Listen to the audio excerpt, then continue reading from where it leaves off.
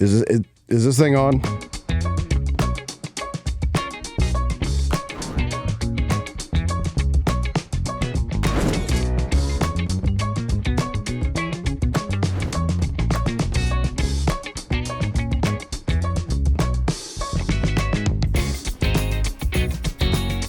All right, this is this thing on, coming to you from the shop community space here. We're here for episode 3.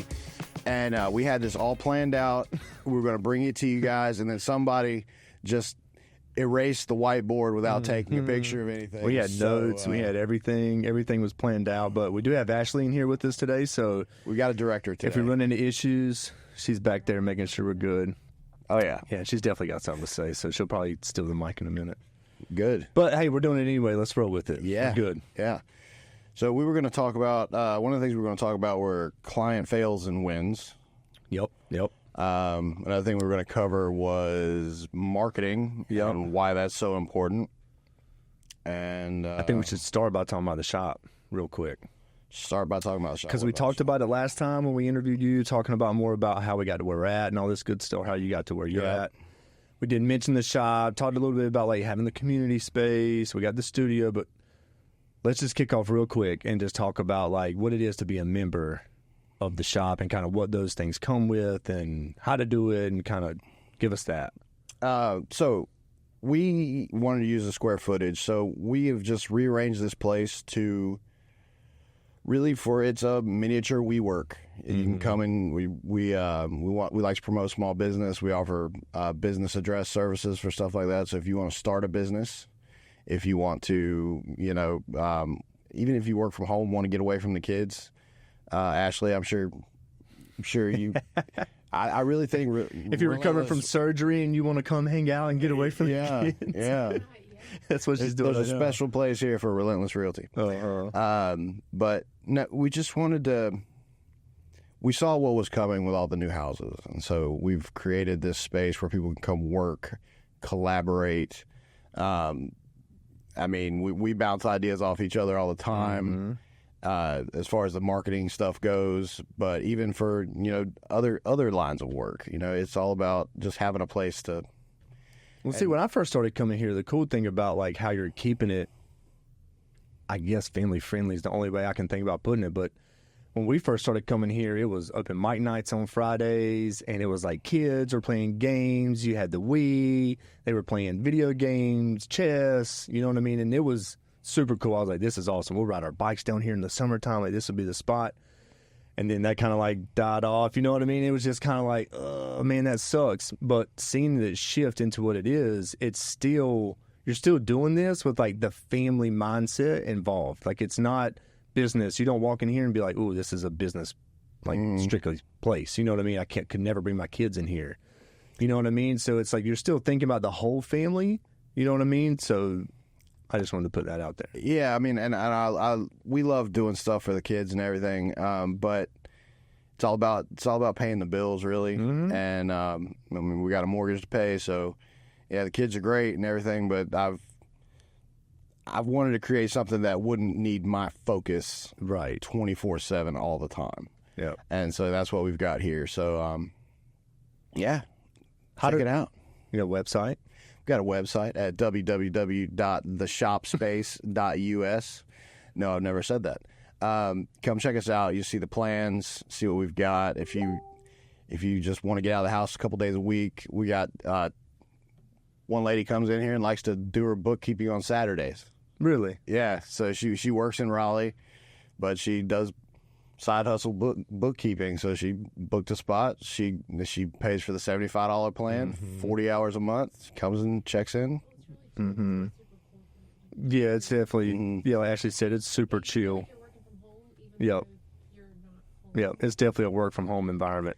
And it was funny. We have a nice lady who works remote for a pharmaceutical company in a big city somewhere. And I asked her how it was, and she said it's very dry. Because the only time she deals with anything is through email when something goes wrong. But at the same time, she was happy that she didn't have to deal with the office politics. So we try to keep the office politics to a minimum. Yeah, for sure. No, it's good. I'm excited to see what type of clientele start coming in. Like you said, you already got a few people signed up, and they're using it. You have other people. Every time they come in, they're like, "Oh, wow, what is this?" You know what I mean? It's, I told you she'd have something to say. Oh yeah. By the way, I just need to get. I I just gave her another microphone. That's what we should do. Episode 4 will be. We got one on order. But yeah, there's a lot of different ways and things you could use this space for, and I just wanted to make sure we hit that at the beginning of the episode. Yeah, leave that out. And the cool thing is, if you're a member, which is only $8 a month, you'll be able to see all the events that we've got coming up. We've got Firelight Vibes is doing their health bazaar here, sound therapy, Lunch and Learns about search engine optimization, Lunch and Learn about Canva is coming up in a couple weeks. Check it out. Yeah, those are really good. I'm excited for the Canva one because I've messed with it and I've done a lot of Canva. Canva's a beast. It's come a long ways. But, yeah. Especially if you pay for it. Like, all those things are great on the free side, and you could do literally, like, anything you really need. Mm-hmm. But when you start paying for those free apps like Canva and start getting more into the premium side of it, if you can, dude, it's... We've been paying for Canva. Sometimes I find it's easier to use than Photoshop to get things done faster. You know? Mm-hmm. So, well, cool. So, I guess we're going to get into what? Fails and wins with clients. Okay. Well, I know I was talking to Ashley, kind of trying to figure out, like, what would be like a fail, what would be a win, because the one that I feel like I want to talk about is like my fail. And again, I'm not going to name any names, or like, you can, if you're a past client or current client, you can watch this and feel safe. But really, the biggest loss was really like kind of the biggest win down the line, because we talked about this too offline. So my first one was, we had just started. We didn't know what we were going to do. What are you laughing at already? And if you're a current client and this makes you feel sensitive. Yeah. So the fun part about it was, we had already started shooting some video. I was out of law enforcement at this time. We were like, we're beating the streets. We're going to figure this thing out full time, do videos and not do anything else. And I was shooting video for a junk removal company in Raleigh. And that was going good. And that's kind of how I was able to just like leave law enforcement really quick, jump into that while I tried to get some clients. And it was a buddy. He was paying me, on their table. And so we finally reached this guy. He was another buddy of mine who's a roofing company guy who I started with. That was kind of like my biggest first client I did a lot of full-time work with. Led me to this client. Well, this client was like, hey, man, I'm big time. Like, from the get-go was talking about how big time he was. And if you look on his website and different stuff, it's like he definitely is. Ads pop up everywhere. His lifestyle matched his words, and I was like, okay, And so I asked questions in the industry, and they're like, yeah, I mean, he does really well for himself. His name's out there. And so I'm like, oh, this is going to be the one, babe. This is the one. And he told me specifically, you work with me, I'm going to blow you up. And at first I was kind of like, that's scary. Like, I don't know about that. So anyway, he did. I did. He blew me up because I learned a lot about working with this person. But it was a $12,000 contract for 35 videos.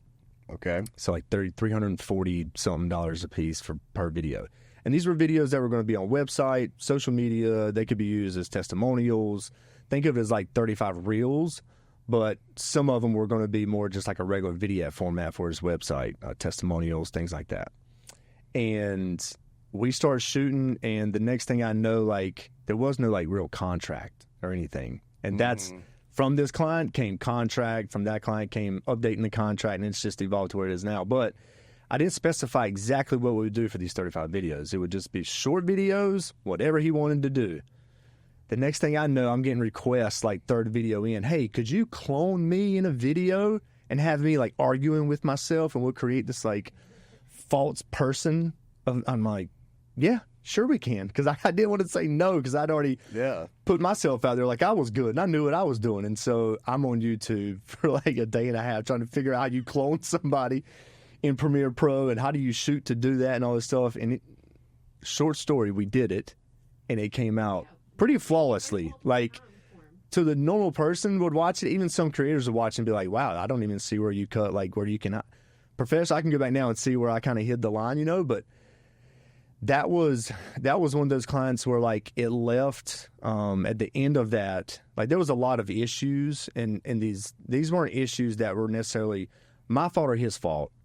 And I think the biggest reason this was a client fail in my eyes was because I didn't really know what I was doing on the clientele side. I knew how to shoot video in a sense, but I didn't know how to do it with clients. And clients that were like very creative and wanted like a lot of input. Like, I don't think there was about 1 or 2 videos we did that there wasn't a revision. Like, we had to change something because they would watch it, send it to the next person that they would watch it, and they would watch it. You know, you kind of know how that goes. Yeah. But the hardest part for me was, and the reason it was a fail, it was more of a fail like my end about learning how to manage clients and expectations. So now it's like that expectation up front, and this is good for anybody that owns any type of business, especially in the service industry. Like, the expectation needs to be up front. Like, you're getting 35 videos, 5 of those can be testimonials, 25 of those are going to be 30-second reels, and then you can have like some whatever else, some branding style videos, because we redid his whole branding. We did videos to go with his new branding. So that was like 5-minute long videos that now I charge, I don't know, $1,500 to $2,000 for. You know what I mean? Yeah. So learned a lot and went through a lot of headaches, but I learned a lot on the creative side too, because I was forced to do a cloning video. Mm. You know what I mean? So yeah, that was like a win and a loss all in one.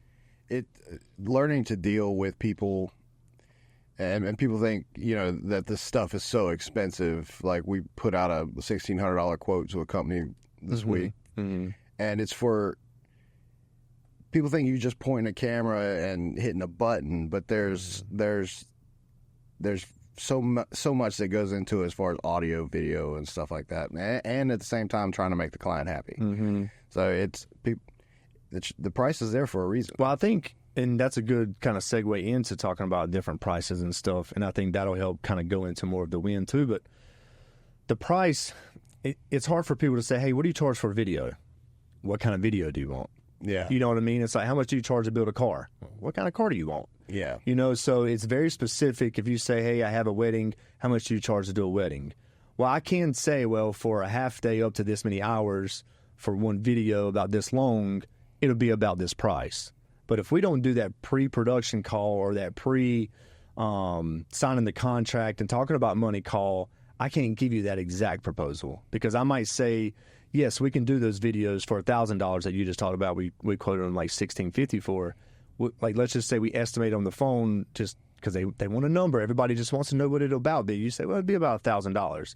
But then you sit down and start going, well, I got to pay this person because they're going to come in and do this because they wanted this. They asked for it specifically, you know, and then you start factoring all the stuff that they asked for and they won't. And you're like, well, dang, I didn't factor in the fact that we're going to have to do a call now with this person, and that's going to be an hour long. Like, I never factored all that stuff in. And so now it's like, I'm not a penny pincher, but all of my time and anybody that's working with me and on set with me, like, our time has to be accounted for, and we have to be paid for that. Before I wasn't. I was charging for how long it was going to take me to shoot and how long it was going to take me to edit. A lot of times the edit was cut short. I edited longer than I actually quoted them for. I was never paid for anything. Yeah, Ashley has never, to this day, been paid for anything. Yes. Thank you, Ashley. Yeah, Gurmeet is thousands in debt to her. But it gets to be one of those things to where, like you said, it's not just pointing the camera and then going in and editing video and stuff like that. There's a lot more to it. Those pre-production calls makes the video a lot better, and we're finding that out now years down the road. The more questions we can ask about what you want, not only is the video going to turn out better, the process is going to be smoother. You'll have a better experience as a client. We'll have a better experience as the provider, but then you're more likely to turn around and want to use us again. I mean, let's be honest. That's what we want. I don't like doing one video and then I don't talk to you anymore. I like doing one video and then, hey, let's talk about what's next. You know, I know you got something else coming up. Let's go ahead and talk about it. So yeah, I think with the pricing thing, it's really when you start talking about marketing, video production, photography, anything in the creative space specifically, it's so customized that, like, a lot of people who are just starting out can just say, hey, here's a package, here's this. And some people attack it from that angle. I know some videographers that have this offer, like it's their offer, and that's what they run with, and they can take that offer into a niche and double down on it. You know, if you're a sports photographer, you can offer to capture this many hours and return this many photos or prints or however, and you can just bang that thing into so many people's hands until finally somebody grabs it, and now you start getting your work out there. I like to be way more specific of, and maybe it's not the right answer, I don't know, but it's worked so far. Whereas like people come to me, they know they want to do a video, and that's the majority of my clientele right now. They come to me or coming to me saying, I know I need to do a video, or I want to do a video on this, but I don't even know what that would cost or how to do it. And I'm like, you're the perfect client because I can teach you along the way, which is what I like doing. And I've dealt with so many of you already. You know what I mean? So no matter what your business is, I can figure out the best route and best video to get you to where we need to be. So it's all for client satisfaction. I know that was like super long-winded too. I know Ashley's back there like, God, please stop talking and just keep the ball moving. No, but that's how important it really is. I mean, it is about the client, and a happy client comes back. Well, it's expensive. It is. I mean, you want professional anything done, it's expensive. You hire a professional plumber, that's going to be expensive. I think that's some good info for people, especially like business owners or anybody looking to hire a photographer or videographer. Like, do your research on them first. You know what I mean? Don't just don't go with them because they're the cheapest necessarily. If you're looking for the cheapest, then again, fast, cheap, and what was the other one? No, quick, cheap, and expensive, I guess. What's some of the things, even if it's not like a client win and fail, what's like something along the way that like you definitely learn from? Because I know we were talking earlier about how you started doing the videos around COVID, and yeah, because you like I don't see you as always being like a creative guy. Like I don't think I was always like video creative anyway. Yeah, I won't until I started doing it. And if you're like, you're so creative, I'm like, well, I don't think I'm creative though. I just realized we opened during COVID. It was empty, nobody was coming in, and I started doing the videos and the cartoons, the comic reels, and stuff like that. I realized the importance of a social media presence, really, and I kind of fell in love with it. And it's funny, like Mindy and Dale would be in here or something, and I would hear something, and then my eyes would go kind of distant, and then I'd walk away and pull my phone out, and Dale and Mindy would look at each other and be like, there he goes. Here he goes again. He's on it. Who's that so? Like, I'm over here like blank stares all the time thinking about a shot or something. But, yeah, it's, lost track of where I was going.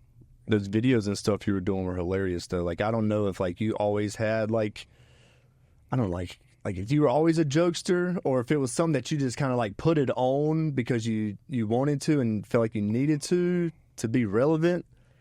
Or, I don't know. You know what I mean? I just like making people laugh. And if I can make you laugh and sell you something at the same time, then it's a double win. You know, you'd rather come back to me than somebody who's just going to sell you something and say, you know, bye, thanks for the money. But if I can provide a quality service and make you laugh and love coming in, then I mean, but it's all about the angle. It's all about the angle. And you know that because you're a ping pong champion. Oh, shoot. I mean, I saw one of the reels I did. I was trying to like get some students in to if they didn't buy anything, at least just play ping pong and take up time because it was boring in there. When nobody was there anyway. But you know, I saw a reel of me, and I was like in front of the ping pong table, and I'll cross my arms like this, and like I'm like 2-0 today. Who's got it? And then nobody saw it. Nobody came and beat me that No. day. Didn't happen then. No. But I'm just going to sit here and wait for you to do something. wait for me to do something. Okay. So the importance of social media marketing and the search engine optimization is your footprint on the internet. That's why I waited. I don't know what personality you would call that one, or what name you're going to give that one. I found myself lately, if I Google search something, I'm not scrolling even 10 businesses No. before I'm making a choice. Not. We are in this microwave mindset Yep. now. Yep. Yeah. So that is, I mean, Yeah, Ashley brings up a good point about the microwave mindset. Like, if I Google something, now here's the difference though. You're saying like you don't scroll down and click. You kind of click one of the first ones that pop up, whatever, you know. Which are usually ads. I don't. Scroll past the ads. Okay. I was gonna say, since I've told her just so, I don't click the first one that pops up because it usually has an ad. I usually get to the first one below all the ads because the ads are people running money. They got money. They're spending money, whatever. And it might even be the same company, you know, the first one. But I refuse to click on the ad. I just don't. I'm not doing it. Yeah, I've signed off on ads. The only thing I really dig for is how to fix a car or a truck or something, and it's got to be the right one. It's got to be the right one. It's got to be on the right car with the right motor and the right this and the right that. Yeah, and sometimes you just can't find it, which is kind of sad. No. So let me, since we brought up Campbell and you and the ping pong stuff and the guys and the coaches using their phone and stuff, we'll wrap that up with the whole win thing. So like my biggest win, if we're talking about like client wins and fails, and this is somebody like I want to have on the podcast, and we talked about having them on, Coach Scotty Sintez, Campbell's wrestling head coach, and I think the reason this is like one of the biggest wins for me is it was one of those that kind of like fell in my lap. I was doing all the right things, kind of spinning my wheels. I was working real estate clients, and it's not that I didn't enjoy working in the real estate industry, but I really wanted something different. Like I just knew I wanted something different. I wanted to do more documentary style stuff. Well, then sports came up, and the guy was like, "Hey, do you mind traveling?" I was like, "I don't mind traveling, as long as they're paying. Do you know anything about wrestling?" I was like, "Absolutely. I wrestled in high school." And then, "Hey, do you want to go travel with Campbell's wrestling team and shoot video?" And I did. And so landing that contract from being just a videographer hired out to go shoot one tournament to come back to then be told, "Hey, you go travel with them every time they travel," to then turn around the next season and be asked, "Hey, do you want to be like the guy who had the contract's not doing it anymore? Do you want to be our guy?" I was like, "Absolutely." So that was a win. But I think the reason that it's not just a big win in that aspect is I love mentoring. So what do I get to do? I get to be around athletes all day, high school athletes. When I was in the Army, I loved training my young guys. Now I'm around young guys that are at an extremely high level D1 athlete. I get to deal with the coaches. And when I say coaches, like I enjoy being with businesses and being like working hand in hand with the CEOs or with the top people in that business. And the reason being is not just because like they're shot callers or they're whatever, but like if I can bring them value, like I know I can reach the athletes. Like that's easy for me to reach an athlete and collaborate with them on social media and get them hyped up about me being the new videographer or whatever. But getting the coaches and CEOs and other people on board, like that's a different story. Like they want to see numbers and they want to see the return on investment and all that other stuff. And so, but I like that aspect of it. And so I won all them over. Everything was gravy. Jobs were doing good. But I think another win from that was I learned from that first client I told you about, the $12,000 for 35 videos. I learned my contracts and all that stuff. So when I came to work with Campbell, I had my contract. Now, did we stick to the contract? That's a different story.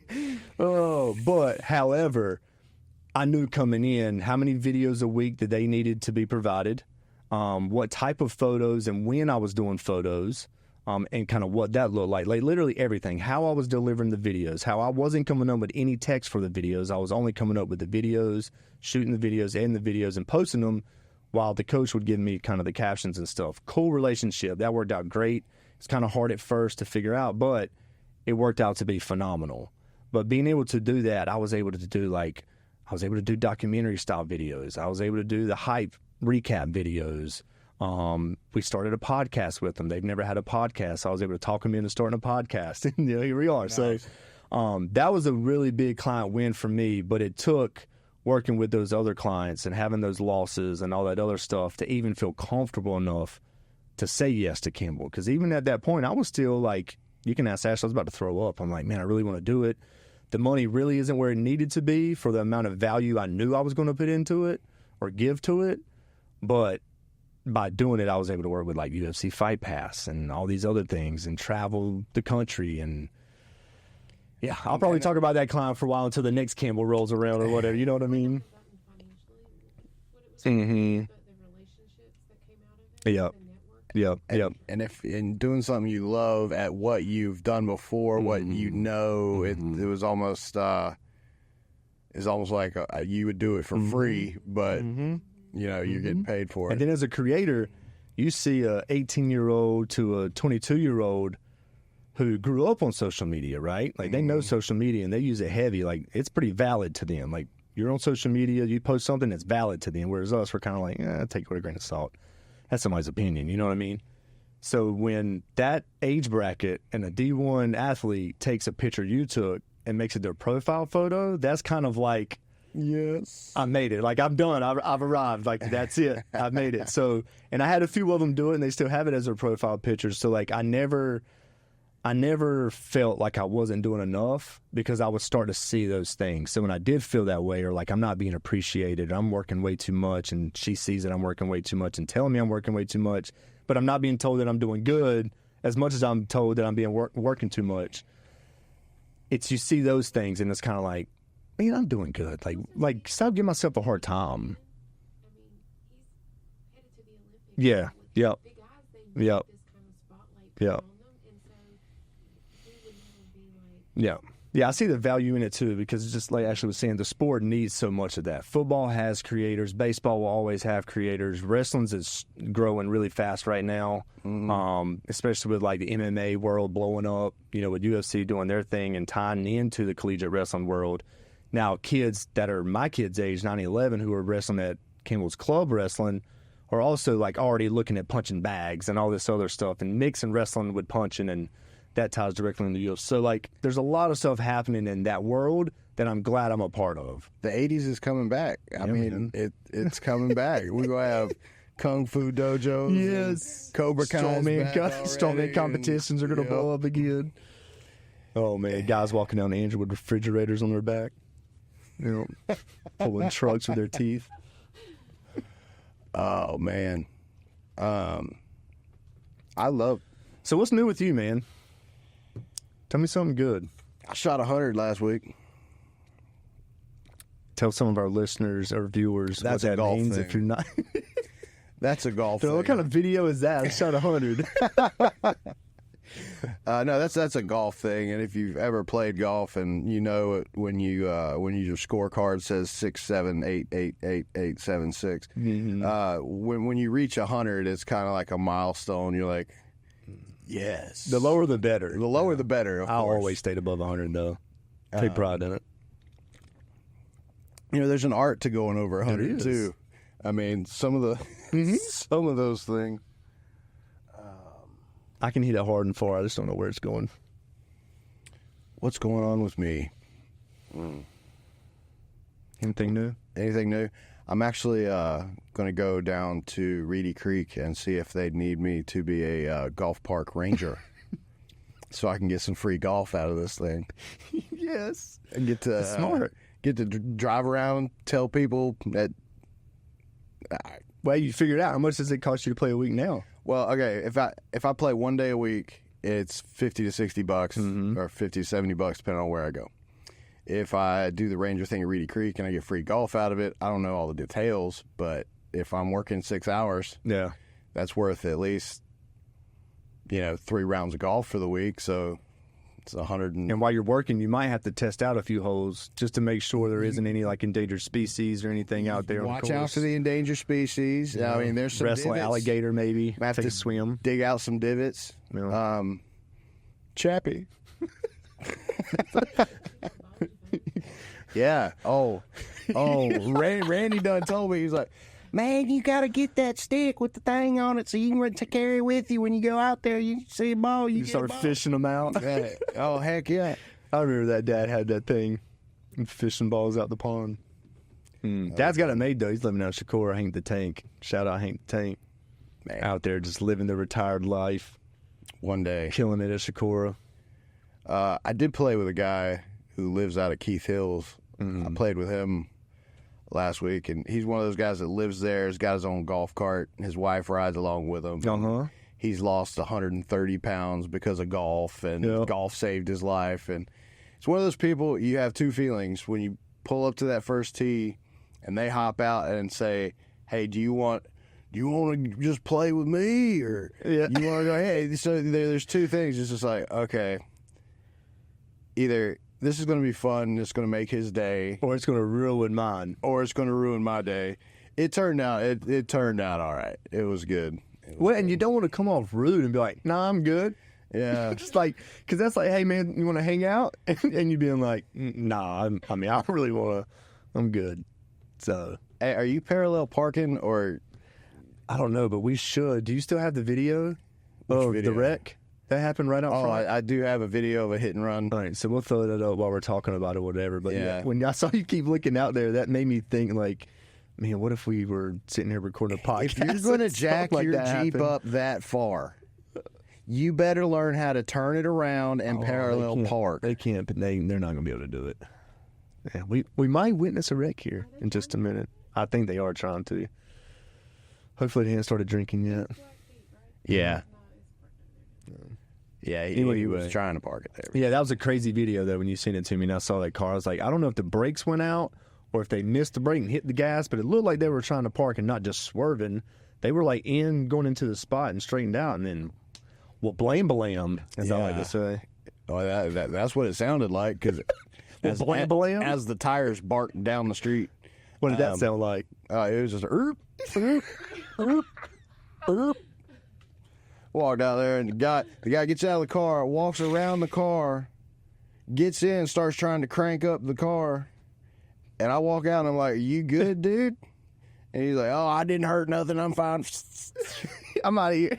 Eh, You definitely hurt something. It might not have been you, but your car's hurt, and so is the one you hit. Yeah, and I still don't think Christina's opened her trunk yet to see if that's going that body panel's messed up or not. But Jeez.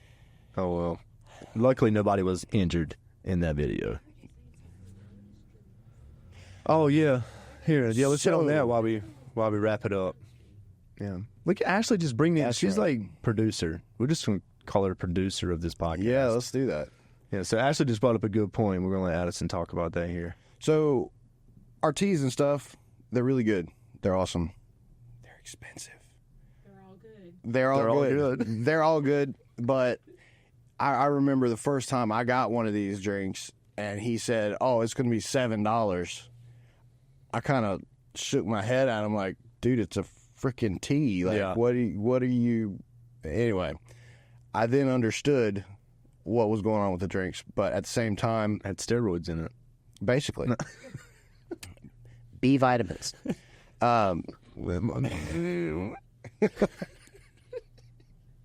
Sorry, go ahead. I'm gonna do it. Yeah. But anyway, so there's a big thing out west that's taken off, and it is Lotus energy drinks. And they're reviewed by Mindy Allgood and given approval by Mindy Allgood. Apparently, it's got a good ashwagandha stuff in it, and That's supposed to make you relax. We used to eat the ashwagandha gummies like they were Skittles. oh yeah, Y'all better get in bed. but They kicked in, but the kid's already asleep, so now it's just like this in bed. is but no, that I'm- popcorn ceiling? But I'm glad that you're getting a healthy energy drink because I love energy. Even though I don't think they jack me up. I think it's just like, no, because I drink coffee and go to sleep. But like, there's something about stopping and getting an energy drink. So like, if I can have a Yeah. healthy version, because like now I'm like, well, I'm getting I don't want to say the name because we're not sponsored by them, and I don't want to give them credit until we're sponsored by them. But like, bang. Yeah, If I stop and get one of those, it's like, oh, I'm getting a healthy version of a Red Bull or something. At least it's not a Red Bull or a green Monster. I'm getting the white Monster. It's the healthy one. It's like, okay. yeah, okay, sugar free. Yeah. Don't read the big print, read the fine print. But yeah, so yeah, I'm excited about this. They're and to be honest with you, I just came up on this like a couple weeks ago. I've actually never had one. But I've heard great things, so I've ordered some. They should be in here within the next week. So we're going to be doing test runs with folks. Did I get lavender? I got the tea. I got the unsweet tea. Okay, and they do have sugar options. I went with the non-sugar option. Something that people buy in a can, or is this a drink you make? It's something you make, right? you can get it in a can, but this is actually a made drink, so we can mix up all the different. So you're making the same style you're making now. Yeah, and I just, can make a highway petrol with some zoom. with some Lotus, and it'll be cheaper. It'll be more affordable. Dude, we're about to be jacked up on Mountain Dew over here. Well, see, and But not Mountain Dew. you've got some of our customers who are here regular, and he's like, when a certain someone says, when I started drinking these, I had energy and I could go home and get some stuff done. Now I could just go take a nap. Well, you build up a resistance to anything. Yep. So if you can diversify, it'll. Well, that was a big thing, like during like the hardcore like working out days and doing the bodybuilding stuff. Was like I had to stop taking pre-workout for like a couple weeks at a time because it got to a point where like I was taking way more than you're supposed to be taking in one single dose and still not getting that what I wanted out of it. You know what I mean? Take 2 weeks off, come back, take a half of the dose I was supposed to take, and my face would feel like it was about to itch off like fire ants were biting me. I'm like, there it is. I don't know why I enjoyed that. I don't know why. It's so dumb. Now if I did, I'd probably have a panic attack. But remember that, Ashley, like doing the workouts, like needing that pre-workout to like feel like your face was being eaten by fire ants, that beta-alanine or whatever it is that's in there. But no, so like having something like this, though, is going to be money because I thoroughly enjoy the energy. Yes, and I'm looking forward to it, and we're going to have a whole... She got pink hair. That is pink. And she's like 90. That's awesome. You rock it, girl. That's what I'm talking about. But it's going to be...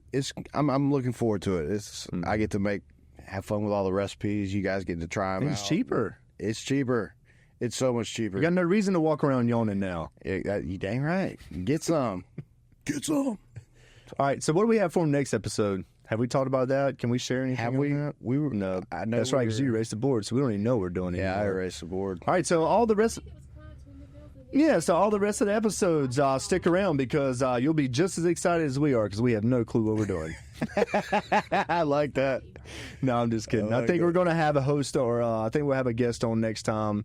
More than likely, probably be Scotty Sintez. So stick around for that when the cat's out of the bag. There you go. Unless I cut that out of the episode. Man, I'm actually jealous of all that merch you picked up when you were working for Campbell. Oh my gosh, dude. Sweatshirt when we went to pick up Jake's water bag. Oh yeah. Scotty, you coming into my house, you better bring me some merch, bro. We'll get you something when we go. Don't worry. But it was funny because we went in there the other day to talk to him about the upcoming season you're going to hire me for the upcoming season. And what does that look like? And he was like, oh, yeah. Did we ever give you one of those sweatshirts? Well, I'd asked him for a jacket. Yeah, because she was cold. And he's like, let me give you one of these sweatshirts. I never gave them out to the guys. I will let them have them because they didn't win. He's like, here, you can have it. They don't deserve it. So, yeah, that was fun. We'll definitely get you the shirt when you come. Heck yeah. Thanks, Scotty. Ahead of time. Yeah, so stick around till next time. Y'all be good. And is this thing on? We'll tell you why it's on. And this is why it's on. Now it's off. Perfect.